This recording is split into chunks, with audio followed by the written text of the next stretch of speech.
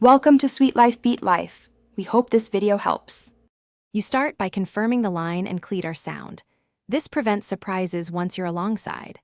Approach with slow, steady throttle and keep the boat parallel to the dock, because lateral control makes the throw easier.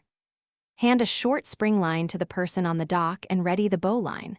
Once you're within a comfortable reach, pause the engine, keep tension on the helm, and prepare to make the first pass around the cleat.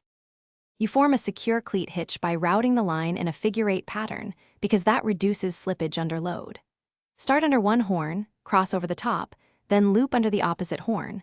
Once done, maintain steady tension so the wraps sit flat. After 2 or 3 snug wraps, finish with a locking turn and a half hitch to prevent capsizing of the wraps.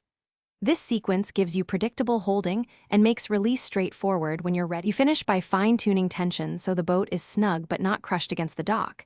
This prevents hull damage and keeps fenders effective. Once tied, gently back up to test the holding. If the cleat holds, you're done. If it slips, stop and add another wrap or retie the hitch, because a single mistake can let the boat drift.